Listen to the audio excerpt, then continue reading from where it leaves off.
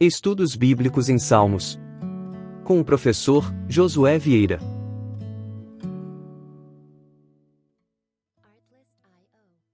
O que é interessante a respeito do Salmo de número 14 é que ele é a descrição perfeita de uma pessoa insensata. Então, nos Salmos 11 até o 14, Davi vai falar uma situação solitária. No Salmo 11, ele está só cercado pelo perverso e pelo violento. No Salmo 12, são os hipócritas que estão contra ele. No Salmo 13, sente-se abandonado. E no Salmo 14, enfrenta sozinho os insensatos. Esse é um comentário de Meir Pillman a respeito dos Salmos, especificamente esse Salmo de número 3. E no Salmo 14:1 diz assim: diz o insensato no seu coração, não a Deus. A palavra insensato aqui não significa aquele cuja inteligência é limitada. Trata-se do perverso, na verdade, que rejeitou a Deus e decidiu viver longe dele. Tais pessoas, professando-se sábias, revelaram a sua tolice, alegando andarem pela luz da razão, demonstram que sua razão nada vale. Esses são os ateus na prática, pois vivem e agem como se Deus não existisse. São muito mais numerosos do que os ateus teóricos, que sustentam a crença intelectual da não existência de Deus. A expressão não a Deus não indica necessariamente a crença de que ele não existe, mostra apenas que os ímpios negam a interferência de Deus nos assuntos da vida diária. O que é interessante nesse comentário é que ele mostra os dois lados da vida daquele que não confia em Deus. O primeiro é o lado do ateu prático e o do ateu teórico. O ateu teórico, a gente passou aí praticamente todo o século XX de uma situação acadêmica depois da Revolução Francesa, em que eles tentaram ali substituir a ideia da razão baseada em Deus numa razão baseada numa crença aí, a gente pode dizer assim, mundana. É a idolatria da razão. Os teóricos da Revolução Francesa fizeram, inclusive, algumas barbaridades em nome da dita cuja razão. E o interessante que o comentário do Meir Pillman vai dizer que o insensato fala no seu coração em toda a sua tolice, porém com arrogância. A arrogância tola. O que é interessante, se você passou pela universidade, assim como eu já passei, na universidade é o lugar onde deveria ser a diversidade de ideias. Na verdade, nós temos aí um aprisionamento de ideias muito grandes. Você já chega lá e a primeira tentativa do teu professor é eliminar a figura divina da tua cabeça. E ele fala, esse dito professor, ou a escola toda, ou a universidade toda, com um tom muito assim professoral e um tom de muita sabedoria, ele vai dizer: esta divindade que você acredita foi criada pelos homens e é apenas, né, uma forma de fugir da realidade que nós estamos inseridos, e isso é apenas uma invenção da sua cabeça, e este Deus, na verdade, não existe. Diz o insensato em seu coração, não a Deus. O insensato não consegue perceber a figura da divindade, nem que essa figura se apresentasse na frente dela, visto que os insensatos viram e tocaram, em muitos casos, a própria divindade, que era Jesus Cristo, estava diante deles, e mesmo assim não perceberam. O que é interessante é que no meio acadêmico e no meio intelectual existe uma tentativa de aparecer inteligentinho. Você vai parecer muito inteligente se você disser que você não acredita no Deus bíblico, que você acha o Deus bíblico apenas uma invenção de uma sociedade intelectual baixa e que não tem entendimento ou conhecimento suficiente para alcançar a grandeza da sua libertação em relação à religião e às amarras da religião.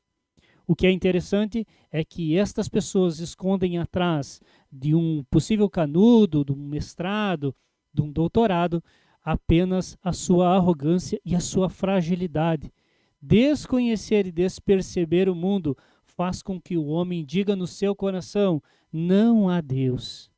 Não perceber a realidade dos fatos. É interessante que até mesmo os gregos, ateus, politeístas, na verdade, adorando diversos deuses, estes mesmos entenderam e descobriram que existia uma figura central no universo, e essa figura central dominou e, né, pode-se dizer assim, coordenou toda a criação e toda a existência da matéria e do universo. O interessante é que, se esses caras que eram muito cientistas, talvez os mais inteligentes da Terra, perceberam isso, aquele que diz que não consegue perceber tais coisas denota uma burrice ou uma falta de entendimento. Eles são muitas vezes muito inteligentes, com canudos, com diplomas, homens que escreveram diversos livros e leram muitos livros, mas no seu coração eles dizem que a divindade é uma bobagem. Portanto, quando você entra num ambiente acadêmico, a primeira coisa que você tem que ter firme no seu coração é que a mãe de toda a ciência é a teologia. É saber quem é Deus e por que Deus criou você e o que você tem que fazer nessa vida. Isso vai fazer toda a diferença quando você estiver nesse ambiente acadêmico.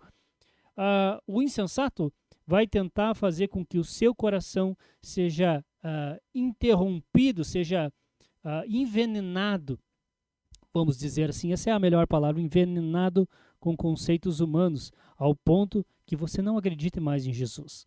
Que Jesus seja só uma figura que você talvez aprendeu na escola dominical, quando você era criança, e que sua mãe e seu pai, que segundo o seu professor são intelectualmente inferiores, não conseguiram entender a baixeza desse conceito tão primordial e tão primitivo que é. Na verdade, a Bíblia diz que Deus pega os loucos desse mundo para enfraquecer, para envergonhar os que são ditos sábios.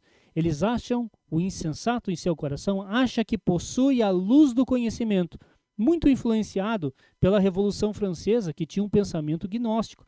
O pensamento gnóstico dizia que você tem que experimentar, então, o novo conhecimento, uma nova realidade, porque isto tudo que nós estamos vendo, a divindade, a matéria e tudo que está ao nosso redor é ruim. E se você experimentar esse novo conhecimento oculto, ser iluminado pelos olhos da razão humana, você conseguirá alcançar aí a sabedoria plena. É basicamente isso que vão querer que você acredite lá na sua universidade. Vão querer que você acredite que você tem que ser iluminado por uma nova razão e eliminar, assim, o seu cristianismo. Vão dizer que é uma cultura primitiva, dos povos antepassados, menos evoluídos, mas pouco eles sabem que um dia, isto que nós adoramos hoje pela fé e cremos no nosso coração, nós, não sendo insensatos, dizemos Deus existe e Ele é real, brevemente voltará e Ele estabelecerá em carne e osso o seu reino terreno. Deus faz uma investigação. Então, ainda existe no versos 2 e 3 uma investigação divina. Davi mostra o contraste solene entre o barulho e a atividade do mundo ímpio e o olhar silencioso de Deus que tudo contempla. Do céu, olha o Senhor para os filhos dos homens, para ver se há quem entenda, se há quem busque a Deus. Deus olha de lá e procura a ver o que os homens estão fazendo. E os homens estão adorando hoje coisas e a si mesmo. Hoje, adorando até mesmo tecnologias, entendendo que tecnologias e inteligências artificiais substituem a figura divina, visto que estas inteligências artificiais hoje conseguem responder e conseguem dar respostas talvez muito profundas para os homens. Hoje o mundo está passando da era ateia para uma era de espiritualidade esotérica. E esotérico aqui não é apenas aquele que acredita em cristais, mas é aquele que acredita em manifestações espirituais, seja ela de qual nível for. O que é interessante é que dos céus o Senhor olha os filhos dos homens para ver o que eles estão fazendo. O engraçado é que o apóstolo Paulo vai dizer que, que todas as coisas, né, toda a criação, bem como o seu poder, né, a sua glória do Senhor e bem como o seu poder são manifestos pelas coisas criadas, tornando os homens indesculpáveis diante de Deus. É interessante também o fato de que, se os homens são indesculpáveis diante de Deus, Deus está olhando aquilo que eles estão pensando e qual vai ser o seu final. Olha só, a onisciência de Deus é declarada em linguagem que nos faz relembrar as narrativas bíblicas do dilúvio, de Babel e de Sodoma. No meio dessa situação de rebeldia contra Deus, ele está procurando os fiéis, porque são esses que o Pai procura para seus adoradores, né? E o Pai procura adoradores que o adorarão em espírito e em verdade. O versículo 3 nos mostra a decepção de Deus, porque houve aguda discrepância entre aquilo que procurava e aquilo que achou. Todos se extraviaram do caminho do Senhor e juntamente se corromperam, como cadáver podre poluindo o ambiente. Não há quem faça o bem, não há nenhum sequer. Estas últimas palavras foram citadas por Paulo para mostrar que toda a raça humana e cada ser humano individualmente merece a condenação divina. Essa condenação, queridos, vai acontecer no dia do juízo. Por isso que o Senhor está olhando para todos os que estão sobre a terra. A tríplice condenação dos pecados foi pronunciada. Primeiro, não entender a raiz de suas iniquidades, conforme está escrito em Isaías 1:3. Segundo, cometer o pecado positivo no tratamento violento do povo de Deus. Longe de tomarem consciência da sua culpa, devoram os justos com a mesma naturalidade com a qual comem as suas refeições. Isto acontece no mundo em que nós vivemos. As pessoas nos trituram, nos trucidam para ver se o nosso cristianismo é forte o suficiente para que nós venhamos a ser transformados igual à massa, igual à amálgama do mundo, para que você não seja diferente do mundo, você seja igual a ele, porque a sua diferença em relação àquilo que eles pensam e aquilo que eles acreditam vai fazer com que eles tentem martelar você, né? Como diz o ditado, prego que se destaca leva a martelada. Eles vão tentar fazê-lo para que você se nivele ao nível baixo do mundo. E terceiro, demonstram falta de religião, não invocam o Senhor.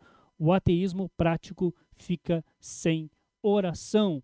Existe a diferença básica entre o ateísmo prático e o ateísmo teórico, é que o ateu acredita, teórico, né, acredita que Deus não existe na sua concepção. O ateu prático até acredita que Deus exista, mas vive a sua vida como se Deus não existisse.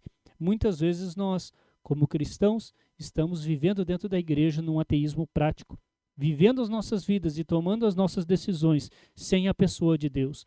Diz o insensato no seu coração, não há Deus.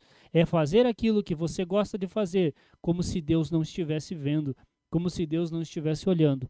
Eu mesmo, muitas vezes, já caí nesse erro. Quantas vezes já achei que não iria ser pego, mas fui pego pelo Senhor, né? E Deus usa os seus filhos para falar conosco. Que nós venhamos a lembrar no nosso coração. Existe um Deus. Nunca deixem no seu coração alguém tentar roubar a tua fé.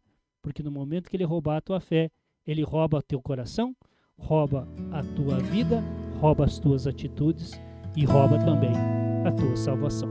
Que Deus abençoe você. Em nome de Jesus, obrigado.